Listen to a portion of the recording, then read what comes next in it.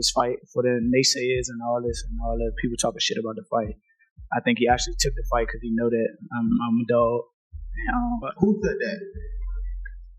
You said what? Man, you said what? Yeah, that's why I've been waiting for the niggas to talk. Yes.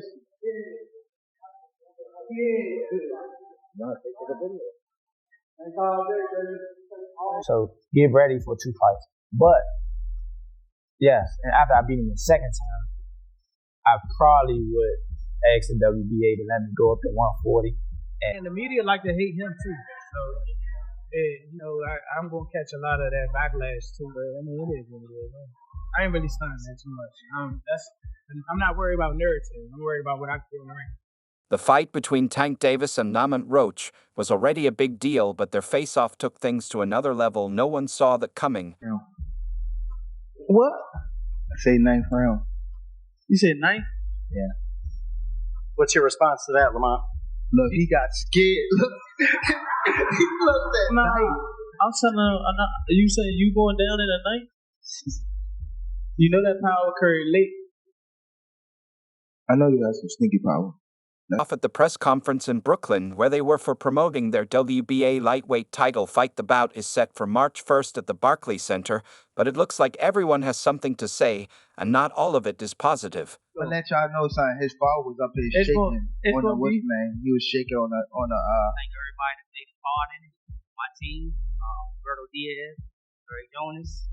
On my kids, he was shaking on this. On my kids, he was shaking. How you gonna say it's cat? It gotta be gonna say it's cat. Heavy favorite with betting odds at 16-1 in his favor. Most people don't think Roach stands a chance, but he's not letting that get to him. Instead, it's fueling his determination to prove everyone wrong and show the world he's not someone to overlook. Being something that he's not been in the ring with. I'm the total package, and honestly, sometimes I think he doubted himself. But I'm a competitor, and I feel like I'm the best.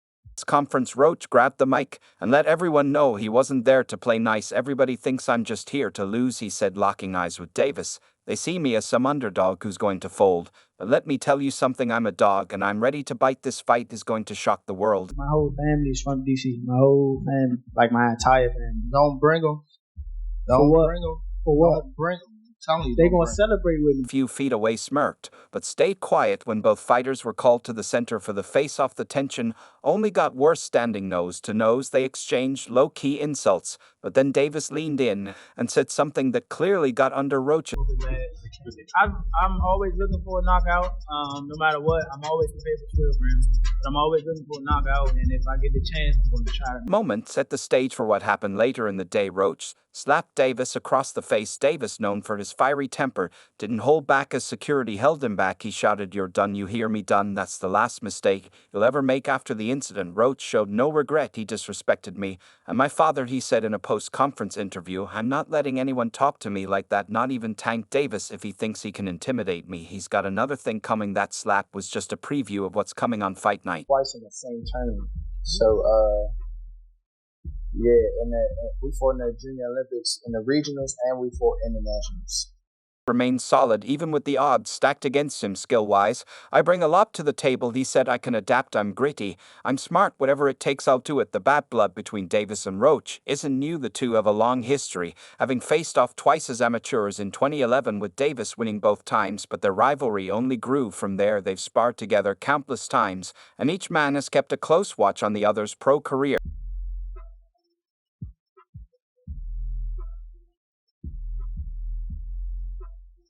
Davis picked him as an opponent not for an easy win, but to silence critics questioning his recent choices. "He knows I'm no pushover," Roach said. "He's looking for a challenge, and he's got one." Davis, known as Tank, has been thrilling boxing fans with his explosive knockouts for years. With an undefeated record of 30-0, 28 of those wins by knockout, he cemented his spot as one of the most exciting fighters in the sport. March 1st is his next chance to prove his dominance. "I'm going to end it in the 9th round," Davis confidently declared at the first press conference leading up to the fight. My whole family is from DC, my whole family, like my attire hand. Don't bring them, don't bring them, don't bring them, I'm telling you." With me, March 1st is shaping up to be an exciting event. It's going to be a thrilling show with the same results as always. You'll just have to wait and see. Roach, with a record of 25 wins, 1 loss, and 1 draw, knows he's the underdog in this fight, but he's not letting the odds affect his confidence. The two fighters have a history, having faced off twice in the amateurs, with Davis winning both times. However, Roach believes things are different now.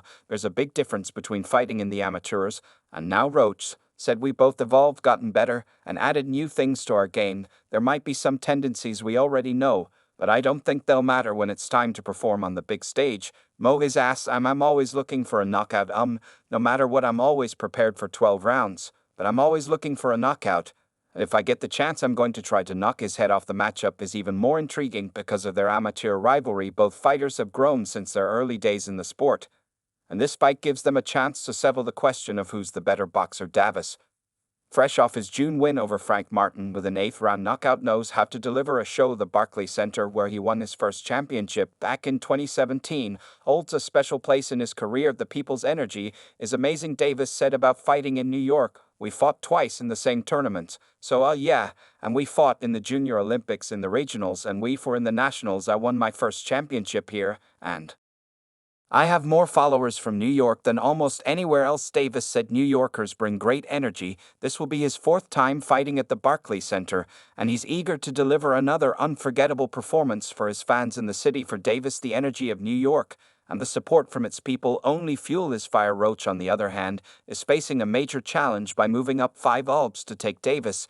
despite that he remains confident in his abilities and sees this fight as a golden opportunity to showcase his skills on the biggest stage of his career. Lamont Scott's skills, Davis' music, acknowledged even in a smaller weight class. Roach is one of the fighters Davis grew up with in boxing, and he's still doing well. He's definitely a top opponent, and everyone will see that on March 1st. Davis said there's clear respect between the two, but both are determined to come out on top. Roach isn't just here to show up, he's here to win. For Davis, this fight is another step in cementing his legacy. Davis's prediction of a 9th-round finish adds even more drama to the fight. His confidence is obvious, and his knockout record backs up his words, but Roach's belief in his own growth and preparation sets the stage for a fierce clash of wills that fans can't wait to see. Able to solve. Tank Davis, what do you need to do to, together with you and your team, and obviously your son, to score that victory? We got a game plan. We're going to execute it. We're going to get to that bob, and we that go both way. This fight isn't just another title defense for Davis. It's a chance for him to continue his journey toward becoming one of the all-time greats. With every win, his legacy grows, and he's aware of the pressure that comes with being at the top. But even with all the focus on this fight, Davis dropped a hint that his fans talking in the middle of the build-up. He casually mentioned that retirement is on his mind. While he didn't go into detail, the idea of him stepping away adds extra weight to every fight. However, not everyone actually believes he's ready to walk away. Made trash garbage. If you got the opportunity to sign a prosper for GTV, who will be Bernard Hopkins, one of the most respected figures in boxing, shared his thoughts on Gervonta Davis's plan to retire at 30. For Hopkins to become the oldest world champion in boxing history at 49, the idea of stepping away at such a young age is almost unthinkable. However, the man known as the Executioner also recognizes the unique path Davis has taken to reach his current status and the legacy he's built in the sport. Speaking to Fight Hype, Hopkins reflected on Davis's remarkable career and the potential impact of an early retirement. He needs to be respected for doing what most of the greats did in their time. Hopkins said he accomplished the highest goal you can accomplish, and he's also a first-ballot Hall of Famer next year. I'm out of it after our second fight. You're out of it. Yeah, care to elaborate on that? Out of the sport after our second fight, Hopkins' comment highlight an interesting contrast between the two fighters. His career is a symbol of longevity and endurance. He didn't just fight into his 40s, he thrived defeating much younger opponents and holding world titles well past the age when most fighters retire. His 2014 victory over but Shimanov to claim the WBA light heavyweight title at 49 is a historic achievement in boxing. Davis, on the other hand, has taken a different path with an unbeaten record of 30-0 and 28 knockout outs. He's already considered one of the best of his generation, but his announcement that he plans to retire by the end of 2025 after just 3 more fights has sparked plenty of debates among fans and analysts.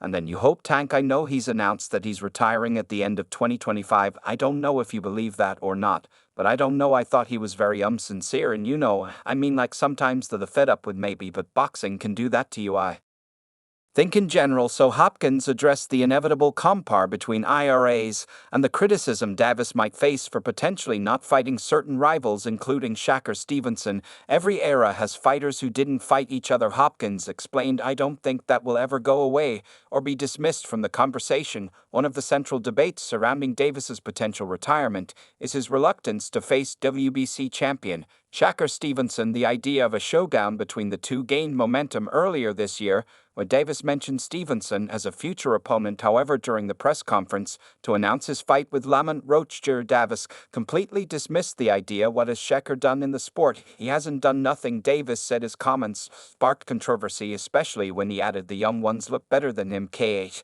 looks way better than this guy. What have Shakur? Well, what have Shakur done? What have he done in the sport? He haven't done nothing. The young one is looking more better than him. Pooh, that the Thean Keen looking way more better than I keep screaming name. He haven't done nothing, haven't even done nothing. What Davis's comments reflect his belief that Stevenson hasn't done enough to warrant a fight between them. But Hopkins offered a different perspective. He suggested that Davis's decision shouldn't take away from his legacy. Tank understands his path and will go about it how he feels. Hopkins said he's still young. He might change his mind to know something might happen in the next 1 or 2 fights where it's an automatic repeat or something spectacular on his way out. Davis's refusal to face Stevenson has led some to accuse him of avoiding a potentially dangerous opponent. Stevenson, known for his defensive skills and technical ability, presents a sharp contrast to Davis's aggressive knockout heavy style. However, Davis brushed off the idea that